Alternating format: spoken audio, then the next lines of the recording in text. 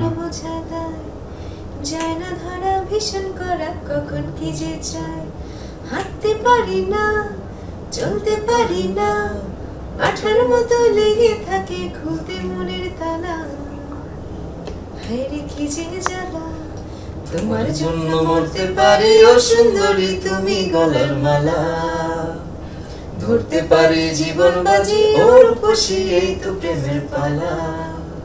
Thank you. এই গানটা আসলে তৈরি হলো সব all credit goes to Imran Mahmudul, আমাদের যে সিঙ্গার। মানে সে যে এত সুন্দর একটা গান দিয়েছে আমি ভাবতেই পারিনি, এবং যে হুক লাইনটা আমাদের খুবই পরিচিত একটা লাইন, তোমার জন্য মরতে পারি ও সুন্দরী তুমি গলার মালা। তো এই এই এই হুক লাইনটা শুনেই আসলে সবার মনে এত বেশি পরিমাণ জায়গা করে নিয়েছে। তো এটা আমাদের জন্য অনেক বড় কিছু। বাহ, হিরো কি বলবো। গানটা যখন ইমরান ভাই পাঠালো, এই গানের আগে থেকে তার সাথে কথা হচ্ছিল, শুধু ওনার এই লাইনটা খুব মানে হুক পড়ার মতো, যে তোমার জন্য মরতে পারি ও সুন্দরী তুমি গলার মালা।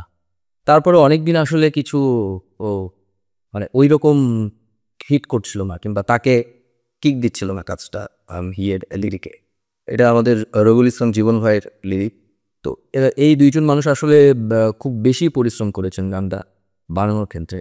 আর যেহেতু মিউজিক ডিরেক্টর সুরকার ইমরান ভাই নিজেই, তো সে তার মনের মাধুরী মিশিয়ে আসলে কাজটা করছে, যার ফলশ্রুতিতে আমরা এত সুন্দর একটা গান।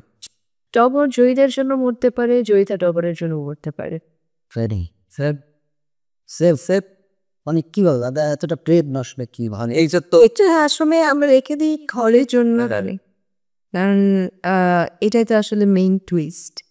অনেকে বলছে নায়িকা মারা গেছে, অনেকে বলছে নায়ক মারা গেছে, অনেকে বলছে দুজনেই বেঁচে আছে, অনেকে বলছে দুজনেই মারা গেছে। সো দেখা যায় এখন আমি নিজেও কনফিউজ যে আসলে কি হয়েছে।